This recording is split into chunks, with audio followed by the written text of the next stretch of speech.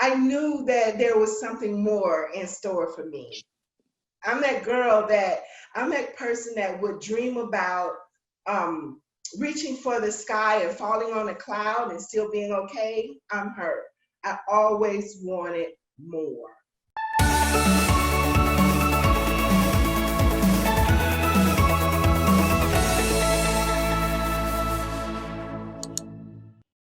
All right, what's going on, BE3? Welcome back to the Happy Agent Podcast. I am your host, Mr. Jeff Beggins, and I've got my brother with us.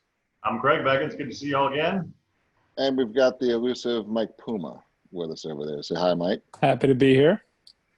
And today we've got a really, really fun one. So buckle up because you're going to have a lot of energy coming your way, and it's a lot of fun for us. So we're very thrilled to have with us today, Lashunda Mangum. And Lashunda, you are working with us from the Apollo Beach office. And I think it's fun for me because you haven't been here for a long time, right? But I just past a year mark with us, and you bring in a tremendous amount of energy and great production and inspiration with you. So I thought you're going to be a great focal point for this, for our audience today. So if you would. Smiling. So for the Happy Agent Podcast. I don't know if I can wipe it off. I'm sorry. But you've got a pretty unique story, and I think it's going to be compelling to a lot of people that are watching it. So if you would, let's roll it over, turn it over to you to kind of bring us back. Born and raised in Florida. And we were joking earlier, there's like 6 of us in the whole world that are. Everybody else comes from somewhere else, right? So born and raised Florida native, have a great experience and path. And talk about kind of your path and how it led to real estate in general. Then we'll kind of go through the process of how you ended here and how things are going. But where were you born, and kind of what brought you into real estate? Okay, well, I was born in big old Polk County, Florida, right down 60 here. I am the oldest of 7 kids, and I was raised by a single mom. So, you know, that's my bike story. And being the oldest of 7 kids, I was always responsible for everybody else. I'm the one that's supposed to set the example. But truth be told, I could not wait to grow up and get the heck out of Polk County because I knew that there was something more in store for me. I'm that person that would dream about reaching for the sky and falling on a cloud and still being okay. I'm her. I always wanted more. You know, we came from a low-income family. My mom, she did the best that she could, and we didn't have a lot growing up. But in my mind, I always knew I would. So where do you think that came from, Lashunda? I ask myself all the time, and the only answer to that question is God put it in me. He planted something deep down on the inside of me that made me want more. And just from that, I just struck out. I left home at 18 and moved to Tampa with a friend. I ended up living in a rooming house. He left me there, but it was okay. I wasn't afraid. I remember getting up, leaving that rooming house every morning, walking to parties to make breakfast at 5 a.m. It was like I was in a foreign land, but I felt like nothing could stop me. No one was going to hurt me. And that, you know, this is my path. I didn't know exactly where I was headed, but I knew at a very young age, I wanted to be a businesswoman. I wanted to live in a nice condo, drive a nice car, and carry a chrome briefcase. You know, when I started at C21, I bought my briefcase. It's sitting right over there. I don't get to use it, but I have that chrome briefcase, you know, and I don't really know where it comes from. I guess it was just, you know, the way I grew up that made me want more. See, I think that's a huge point that I think everyone needs to just kind of think a minute and just contemplate on yourself too. Because it's blind faith, right? I mean, you said you're on a path. You don't know where the hell the path's going.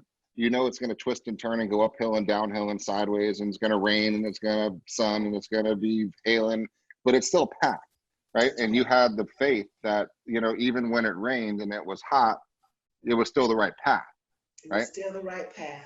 And that's a huge, huge thing about your blind faith and being able to feel something without even knowing what it is and just knowing that it feels right. I think the Yeah. visions are powerful too, though, and the detail of it, right? Like we dive into this within our brokerage a lot within the art of real estate, and kind of putting out, really what you want your life to be in detail, right? Because I think so many people say, "Oh, I want to have a better life," right? And they stop there. They just say that, and that's just a general statement. They don't say, "I want to be a businesswoman. I want to have this house. I want to carry a chrome briefcase," right? Not a briefcase, a chrome briefcase. Why?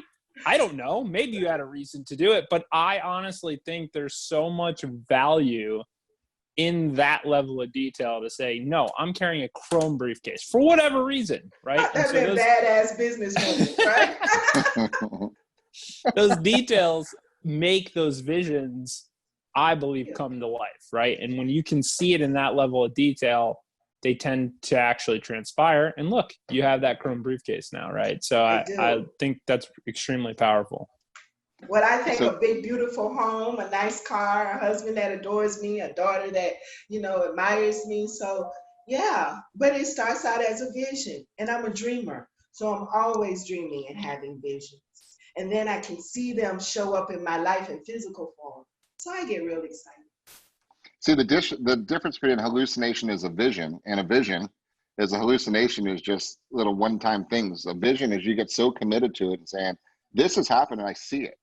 I don't know how I'm going to get there, but it's coming, and I've got that vision, right? And then you just treat people well and stay on the path. And as long as your vision's clear enough, things that people and locations and are just going to fall in front of you along that journey to help you get to where you go, only if you know where you're going. And I think you see most people don't even have that vision of where they're going. So how can they ever get there? Because there is no there, right? And I think, and you're a great example of kind of how that works. So let's go back to the story. So you're sitting there going through a lot of adversity, right? You're doing what you need to do. You're making breakfast at Hardee's, right? At 5 o'clock in the morning. That's not your ultimate dream, but your faith is strong enough to know that that was one of these steps. And then there's another step after that. So keep us on that journey. You knew you wanted to be in business. So what happened from there? I knew I wanted to be in business. So when my friend came to me and he said, listen, I'm going to this business school in Tampa and you're coming with me, I honestly didn't ask any questions. I left home. I literally left home. And it was American Business of Art Institute.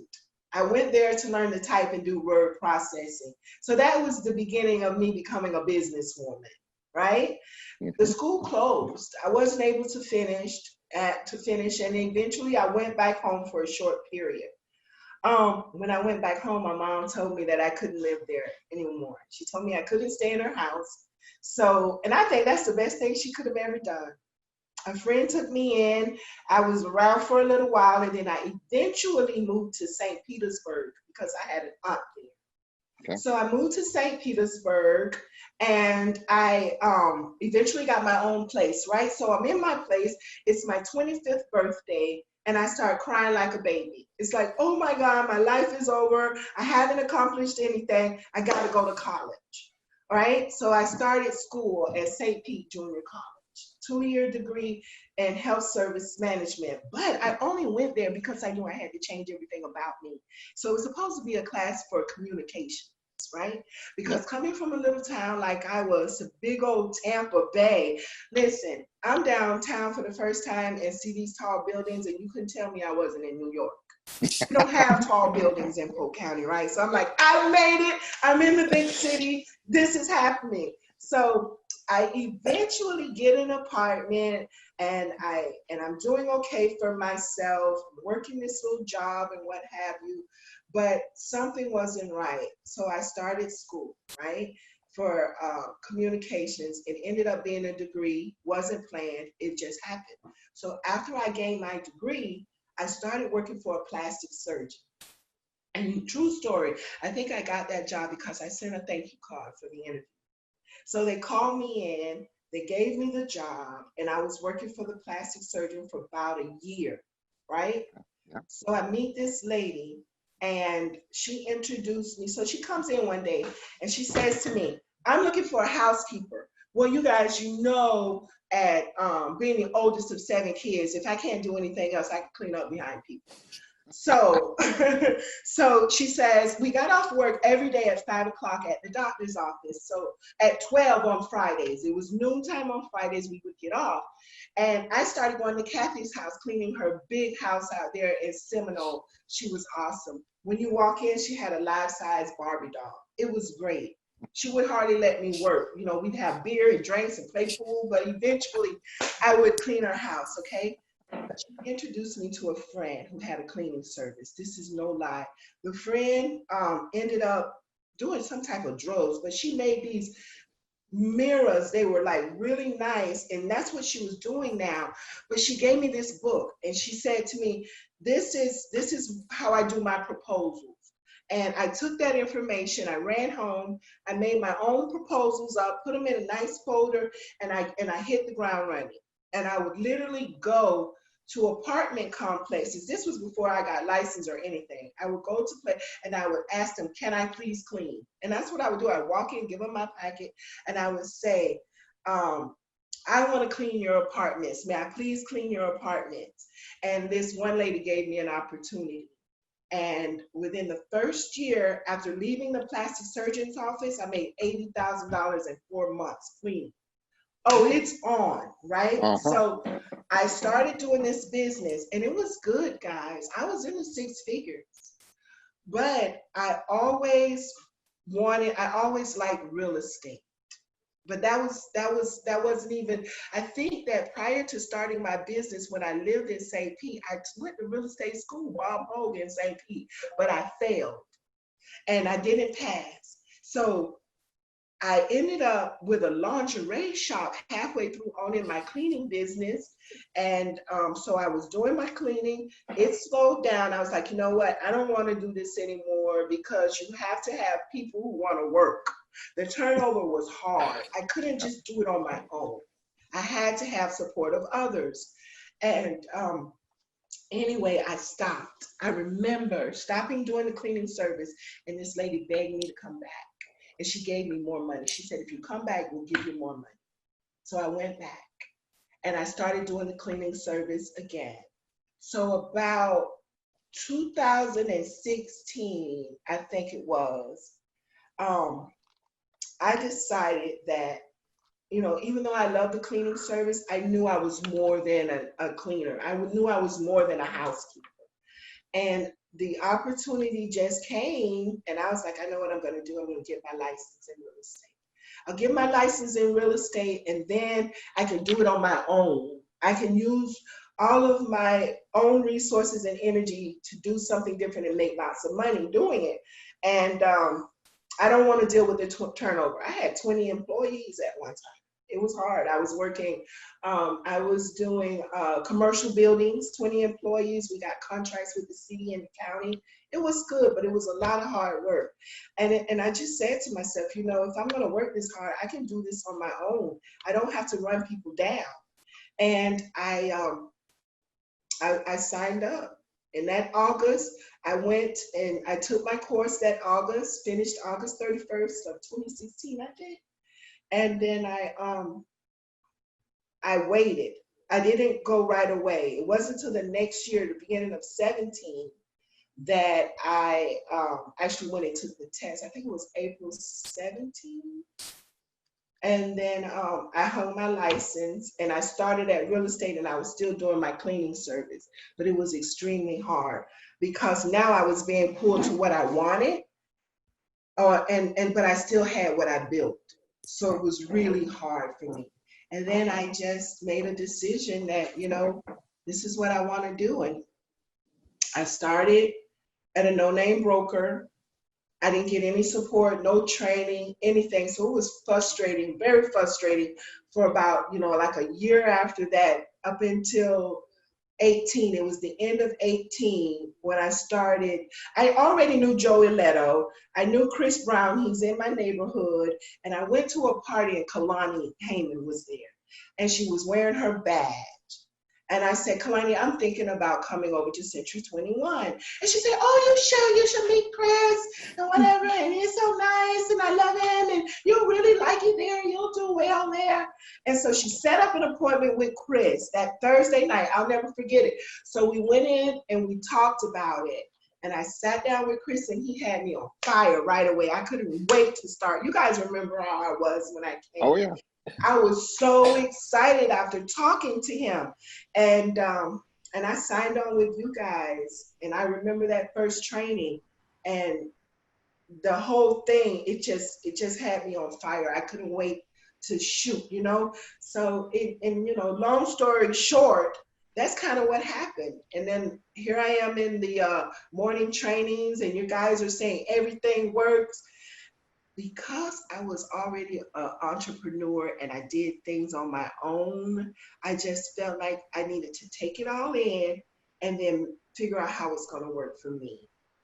And that's kind of what I did. I know I kind of went really fast, but that's kind of what happened for me, in a nutshell. I love it. Now, that story is awesome, right? Yeah. I mean, it's awesome on so many different levels, because the adversity that you faced, the closed doors that you ran into, right? The issues that you bumped up against that most people frankly would have said, screw it. It's probably not, it's not going to work, right? But look at it. Look at the adversity that you've overcome on this, and with a smile on your face. I mean, when you talk about these things that are like crippling events, right? You're recounting them still with a smile on your face, knowing that you had enough blind faith to follow that was part of the journey, right? There was a reason why you weren't taken back into that house. There's a reason why you ended up with your aunt, right? There's a reason why you met that person. There's a reason why that apartment complex person gave you that shot. There's a reason why you met that broker that you put your first license with, right? There's a reason you went to that party, and there's a reason Kalani went to the same party, right? And there's a reason, right? So if you have that belief that this is a path, and this path is still unfolding, right? It's still unfolding, because I got to be top producer at C21 soon.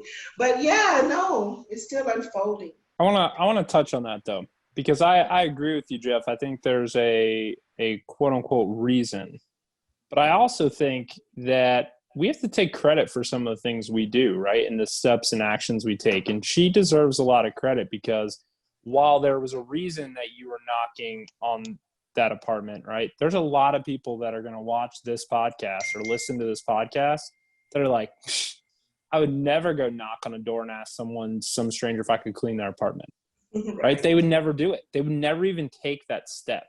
So there was a reason that all transpired, and a lot of good things, I believe, came out of that. But there's so many people that wouldn't even take that step because they don't have the humility or work ethic to go knock on doors at an apartment complex and ask if you can go in and clean their apartment. And I got to venture, when you were first doing it, you were probably offering it pretty cheap, right? Yes. Just to get someone to say yes. Yes. Right? And so you weren't even doing it to make a lot of money. Yeah. But I think what really transpired from taking that framework and creating that action is the fact that you learned the core of the real estate business, right? You learned that if you just go and do whatever is necessary, right, and have conversations with people, good things can happen. And so you created the framework, and I think there's a reason that happened, but I don't want to discount the fact that you actually took action, because that's the part that misses. There's a lot of people that get put in that position and their reason goes the other way, right? They don't go knock on doors, and then they end up in a really, really bad spot. So just want to point that out. I think that's great. I think that also the big difference too is people do things to get by and people do things to thrive, right? And there's a line between those two. Right. But now you are, right? But when you were 5 o'clock getting your butt in there to make some biscuits and gravy at Hardee's, that wasn't thriving. That was getting by. That was doing what you had to do whatever it took to get through that phase of life, right? And there's a lot of people that don't go through that level. When I was talking with Chris, right, about you, which loves you as much as you love him, he's a great person. Here's some words that I thought were interesting. I want to play them to you because I think you deserve a lot more credit than you give yourself too. She's truly amazing, extremely vibrant, completely driven and passionate, totally determined. She'll do whatever it takes. She'll knock on doors. She'll make the cold calls. She'll put the video messages out there. She posts that on social media. right? And once you got a hold of an environment, and I think this was important because you uncovered this during your journey, that when you have somebody that believes in you and gives you support, watch out, right? Absolutely. Absolutely. And Absolutely. that's That like changed the game for me. That changed because I say to Chris all the time, you know, Chris, I need someone to hold me accountable because sometimes I feel like I'm a loose cannon. And I told you earlier that it's very hard for me to stay routine. Like some people get up Yep. every morning and they follow this routine, but because I have so much energy and excitement going on, it's like that's been one of the things that are hard for me. But I can still make things happen. I just don't have to do them in the same order every day. I still do Well, what's necessary. we'll pause this because this is a unbelievable strength / weakness, right? And I think let's call it out because we talk about D personalities, I personalities, S personalities, C personalities. You are a super high I, right? I remember Yes. that from Beggins, the Next Level University, when we were doing that whole thing, right? We've trained several hundred, not over 1,000 agents that you've been through there, Right. and you're still vivid from that class. But that's what you need to celebrate because your personality style is you're not going to do the mundane well, right? You're not. And to try to force you into a box like that is going to do nobody any good. No. So, but the challenge is, as you mentioned earlier, everything works. You're going to go door knocking, then do calls, Right. then post, and then shoot Instagram, Right. then do Facebook, and then go over there and then try this and try that. And that's it. the challenge that we collectively as your business partners all work on because we've got to say, okay, we got to put the blinders on at some point and say, there's a lane, but it's a fun lane. And it's not a constricted lane, but it's a lane. So let's at least stay in this county. Let's start there, right? Right, Then right. let's start in this. How about the zip code? How about, are we buyers or are we sellers, right? And then as we start to confine in, the good thing about this business is there's never the same transaction. You and I were talking about that earlier today. Buyers' personalities are totally different every time. Sellers are totally different. The property's totally different. Financing is totally different. Inspections are completely different. So there's no risk of being bored ever in this business. Never. Right? But it's about trying to get that ritual or that schedule that isn't too constricting, but doesn't allow you to go off the exactly totally out of bounds. And that's kind of where I am now. It's kind of where I am now because beginning of the year, I had set my goals. I knew that, you know, I was going to work hard to accomplish them and I'm proud of myself, but I'm still working on that lane, you know what I mean? If you will. That's why I wanted you to be on this because this is so resonating with 98.9% of the agents in this industry. It's difficult to try to pick that path, to pick that lane because we get dangled in front of us opportunities day in and day out. And, oh, it worked. Kalani got a deal over here. Chris got it over there. This guy happened over here. Did you see that? I watched the morning meeting and somebody did this from expired and that post worked and this did this in this video. And you're like, right? And you're like, this sounds like fun. I'm going to try it all. But that's, guys, and all of you watching, you can relate to this one because I do the same thing, right? There's so many different things going on and they're all exciting, but you have to say, you know, Puma and I, we talk about this a lot. We joke, I mean, there's probably 8 different new business ideas a week pop into minds and text messages throughout the midnight, 3 o'clock in the morning stuff. But the issue is we actually physically say parking lot, right? So great idea, putting in a parking lot. We'll talk about it next quarter because you have to say this quarter, I'm going to become unbelievably awesome listing machine. Right? And we'll talk about that in just a second because I know you're making the transition into listings for a lot of reasons. But until you commit to saying, I'm going to physically walk over to that lane and I'm going to get really good because the skill sets for being a great listing agent are different than being a great buyer's agent. They're just different. They're not better. They're not worse. They're just different, right? Your prospecting means completely changes. Your qualification questions totally change. Your presentation methodology completely change. Your follow-up systems completely change, right? Your sales funnel is completely different. And your end result in how you conduct your day-to-day is completely different, right? I mean, it's a whole different industry being a listing agent than being a buyer's agent. And we have the ability to cross lanes and swerve a lot, which is a blessing and a curse a lot of times. But if you want to start to, like, your journey narrows down to this path, and if this path may take you down listings and you could be an amazing listing agent and have 10, 20, 30, 40 listings if you want. Yay. Or That's the it goal. might take you down where you're going to do half and half, or it doesn't matter. That's the beautiful, you get to pick it. You get to pick it. But I think for everybody watching that can relate, it's distracting. And especially there's mostly high eyes in this industry, right? The vast majority are.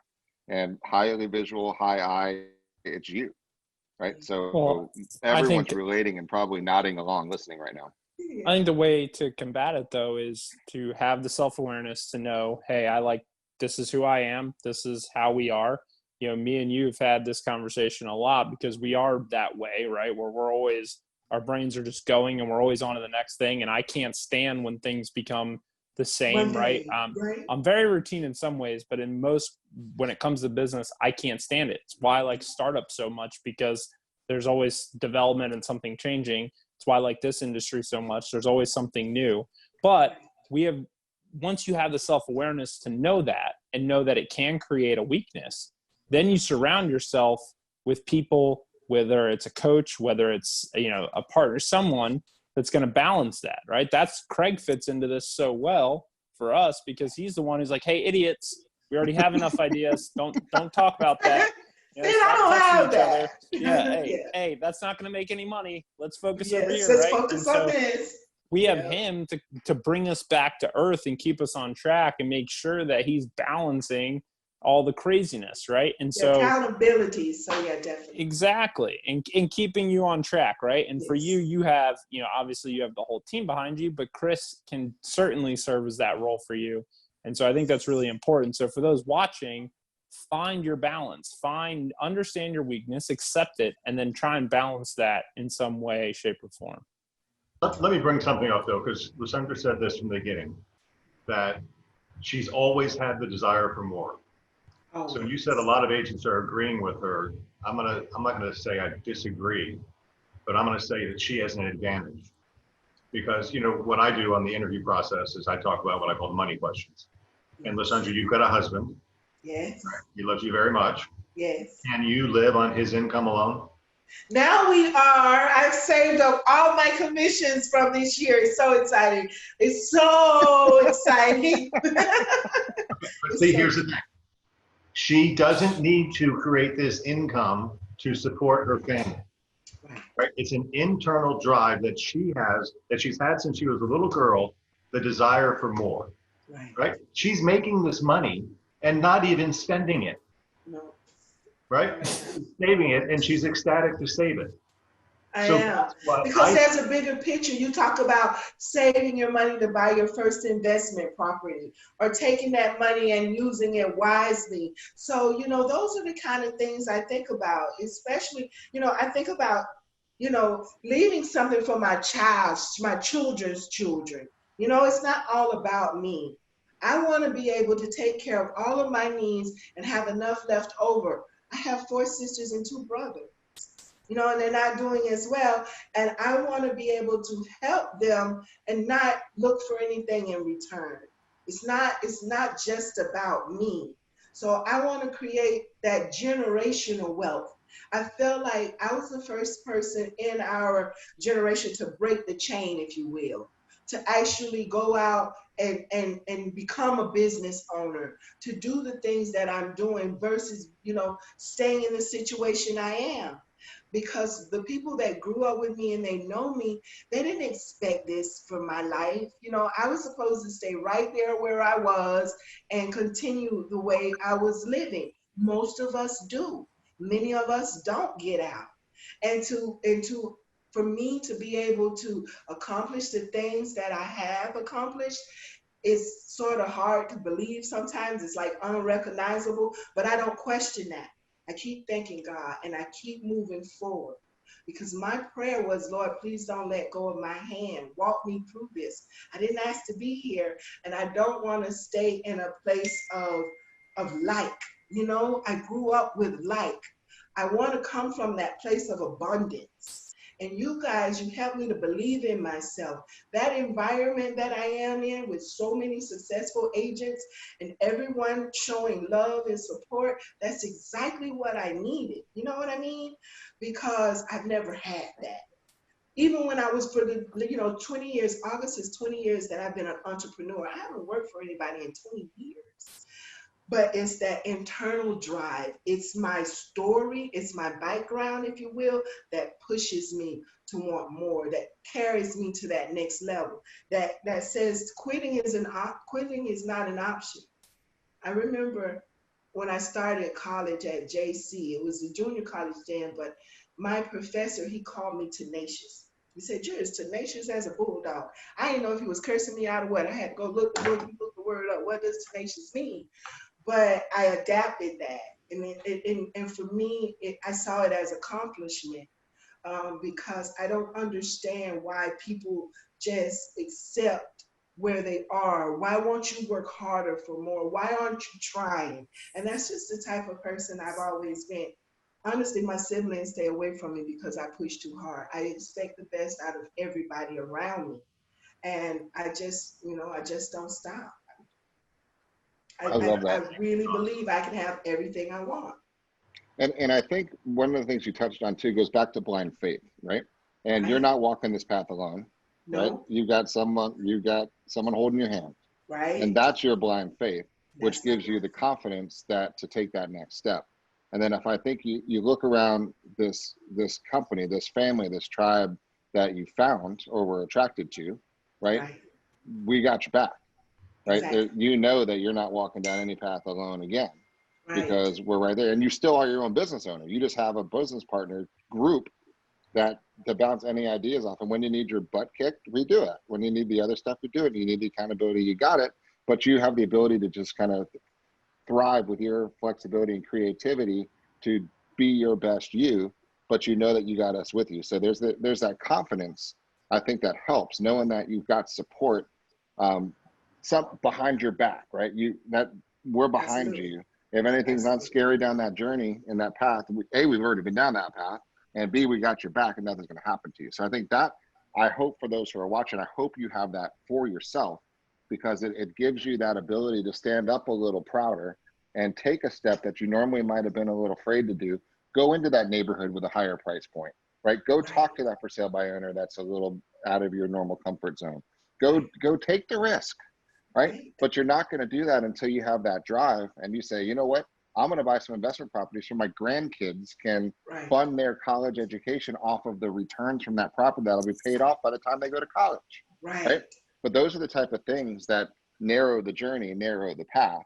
When you say, okay, I need X dollars per month, free cash flow coming in, needs are met, extra cash, because I'm going to take care of brother, sister, kids, grandkids, and anybody else who needs me, right? That's right. And then that's kind of that driving beacon, that force that just kind of keeps pulling you. And then once you get clear on that, which you're going to see, and I can't wait to watch your career unfold even more. But once it really gets really clear to you as far as what I'm just talking about, I'm going to create X dollars per month because I'm going to buy this, and I'm going to stockpile this much money. As soon as I get it, I'm going to deploy it here, here, and here. And then just watch out and just keep walking. Now, Puma, you called it out too, and Craig, you too. The issue is she keeps walking, right? You keep walking down that path. You talk to people every day. And it might be a cold call. It might be a sphere. It might be your social media is awesome. I mean, the uplifting, inspirational messages you put out to your tribe is amazing, right? And that's going to be attractive to some, to be repelling to others. Who cares, right? But you're solidifying a base that's your cheerleading squad, in addition to us, right? That likes to watch you do stuff. So when opportunities go around them, they're going to pop them into you. But I think you're starting to see, I hope you'll see soon, even clearer, that nothing will ever fall in front of you until you're ready for it. Right. I say this, when time meets purpose, there will be fulfillment. That's my thing. There you go. Yeah. There you go.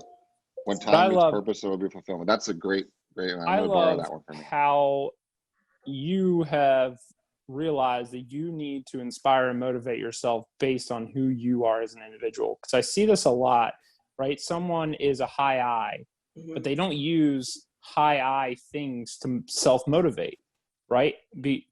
As an example, if I am in a high I, me sitting down and going, you know what, I need to list out my goals.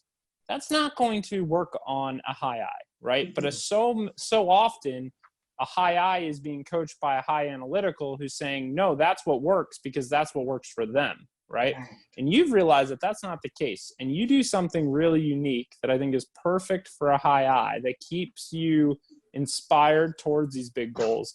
So what is one tactic that you do that keeps you going towards what you want to accomplish? One tactic that keeps me going towards what I want to accomplish. Man, what keeps me going towards what I know one thing you mentioned is some little notes everywhere. Yeah, that subconscious thing that goes on. Just believing I can have it. You know, there's just a belief on the inside of me that I can accomplish whatever I work hard to have. And so what was written on that little piece of paper? On this little card, it says, I'm a listing agent. And after I began with C21, I must have took at least a dozen of these. And you'll find one in my bathroom. You'll find one on my garage door, inside of my house, going out and coming in. And I see this and I say to myself, I'm a listing agent. So at the beginning of the year, when I got like those 4 or 5 listings, it's like, okay, it works. It's just a driving force just to remind me. I write on my mirror, I'm an entrepreneur, and I have all these little notes to remind me that I can do what I set my mind to. And you've heard them say it before. Sometimes you just have to encourage yourself. Sometimes you just have to be your own cheerleader. And I believe in that because, like I said, there was never anyone there to neither stop me nor push me, nor hold me accountable. So I've been doing this my whole life. You know what I mean? I want something, I work towards it, I get it. And that for me that's what defines success for me.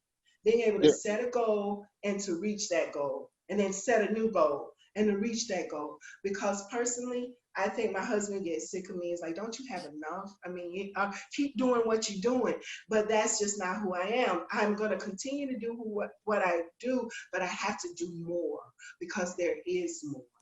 The world is just such a big place that I know there is more. There's more for me, and there's more for anybody out there who wants to go after it. Oprah says it best. You don't get out of this life what you ask for. You don't get out of this life what you wish for. You get out of this life what you have the courage to ask for. And I've learned that by knocking on the doors and asking for the business, I'll get it. By making the phone calls, I've gotten business that way. I get business through Facebook. So it all works. My problem is just that lane. And even though I'm on a lane, this morning I went out, I got these little things right here. I filled them with doggy biscuits. So I'm creating relationships. So I got these, filled them with doggy biscuits. And so for the people in my neighborhood that have dogs, before this podcast, I went by and delivered 5. Just was thinking about you and your little furry friend, and I saw these and I filled them with doggy treats and I left it there. You know, so I know from having a business, I understand how the commission works. I understand how building relationships work. I understood all of that. So now I'm in a point now where I don't just go in and clean your house. I can sell you a house. You know what I'm saying? My husband's a handyman. He can repair your house. And for 20 years, I've run an environmental cleaning services where we can come in and clean your house. So it's like I'm a one-stop shop. And my last seller, I was able to do that for her.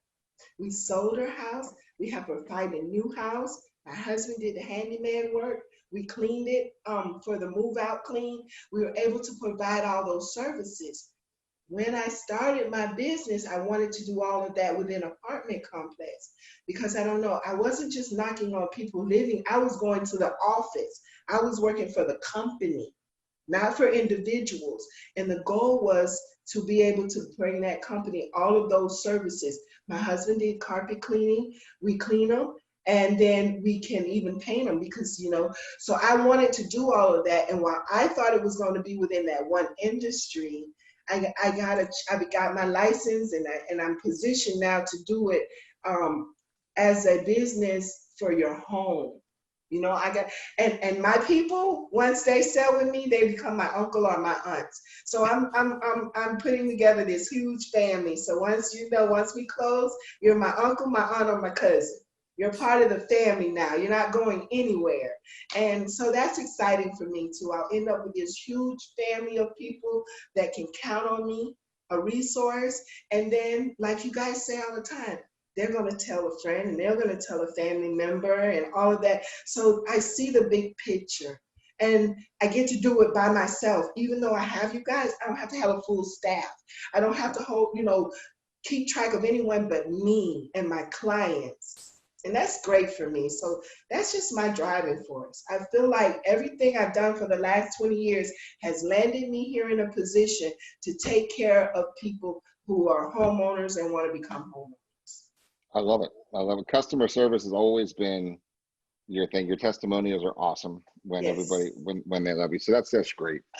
I mean, I'll tell you what, Shannon, this has been a great inspiration for a lot of people. One of the things I commend you for a lot is, and I think we kind of brushed over, let me just talk for a quick second. All those affirmations, and I'm a great listing. I want you to write great on that piece of paper. I'm a great listing agent. I sure will. They'll fit right there in the middle.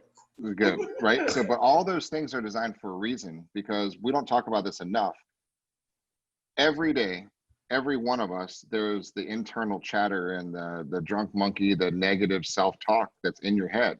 So when you read, I'm a listing agent, part of you says, bullshit, no, you're not, right? Yeah. So it's our job to completely outsell our brain, right? And I commend you, and I want to call this out, that your brain, our brain, my brain, every day has things that it says that it's not productive, right? And most people give in and they let that hold them back. You acknowledge it's there, but you're stronger than it, and you're going to push through and you're going to make it happen. And you could just quiet yourself down and sit out, right? And that's the biggest sale in the world, is being able to push yourself beyond yourself, because yourself is going to try to hold yourself back, because that's where the comfort is, right?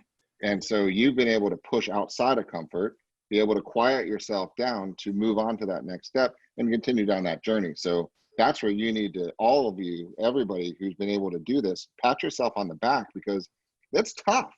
It is tough. And with that being said, I do it scared. I do it afraid.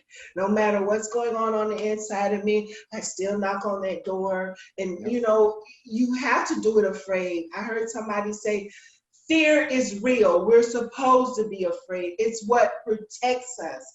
But I've learned from my own personal experiences that it's on the other side of fear that you actually start to get where you want to go. You start to reach your goals and you start to build that confidence.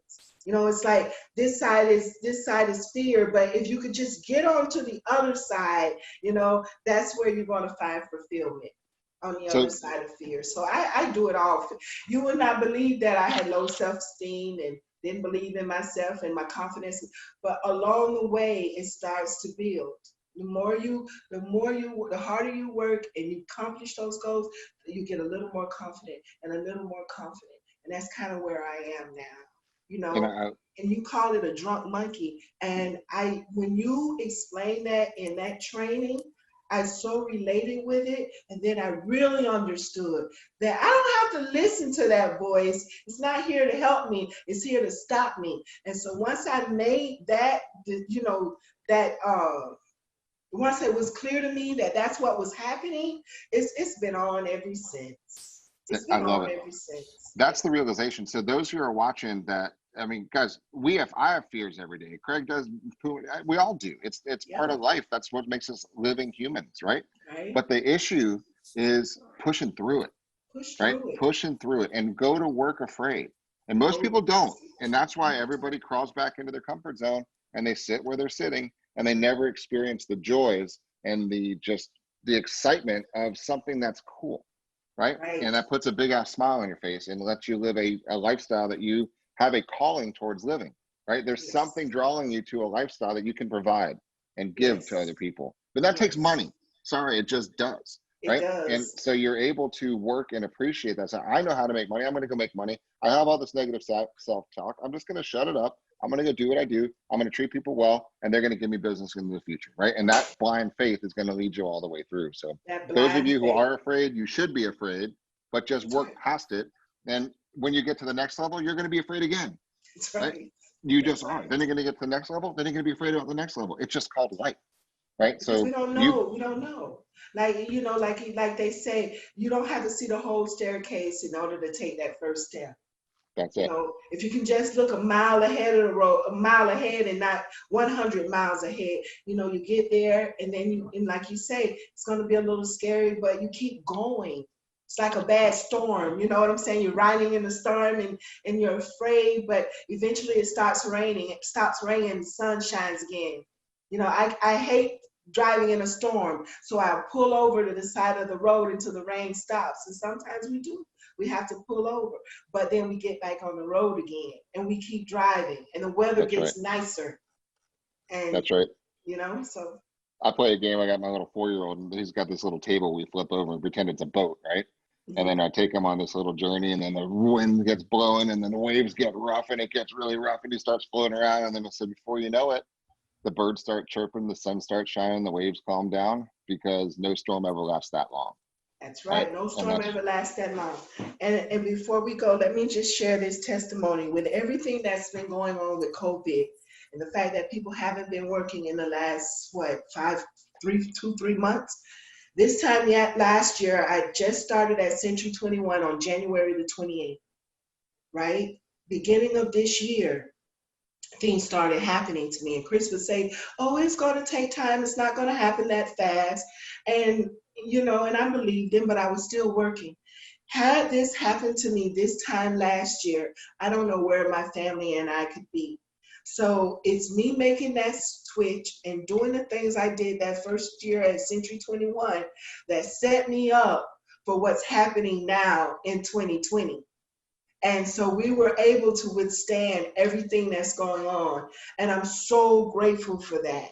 We didn't, you know, we had the money there if we needed it. But being an essential business in everything that we do in my house, we were able to stay relevant. We were able to, you know, we were essential workers all the way around the board, so we could survive. But had this happened to me at the beginning of 2019, where I had made no money in 2018, and I was really transitioning from full-time cleaning service to full-time resident, to full-time real estate agent, it was a little bumpy, and it got really scary. But I held on to my faith. I kept going even though I was afraid. And this year has been phenomenal. So I'm looking forward to 2021 because I can see everything works, and I just need to keep doing what I'm doing and pick that lane and stay on there. So I love it. That's kind of where I am. I'm grateful to you guys. I really am. And there was not ever a time that I could call Chris morning, noon, and night that he would not answer that phone. I literally thought he only did that for me. I literally thought I was his only, you know what I'm saying? The only agent that called him for anything, because he was always there. And that changed the whole game for me. It started, everything just started. Now I rarely call him. He's like, I haven't talked to you in a while. It's because, you know, I got it and I'm off. Just know that I need you to stay right there. He's always there. Well, Lashunda, thank you for your time today. I know this has been an awesome podcast. I think the value nuggets in here are huge, and the agents watching are really going to appreciate that they invested the time on this one. So we appreciate you. We're grateful for you, and thanks for being part of our family over here. Craig, last words?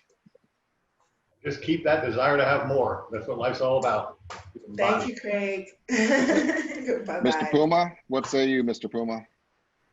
I just want to reiterate, visions are so powerful, and that's where this started. And it's still a common theme for her today. And so if you're watching this, make sure that don't be afraid to daydream. Don't be afraid to have those visions. Even if you think there's no way you're ever going to accomplish them, it's still okay to have them. And very likely you will actually accomplish them. So love it. I'm a witness. Yeah, love it.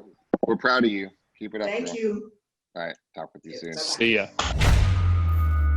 One shot.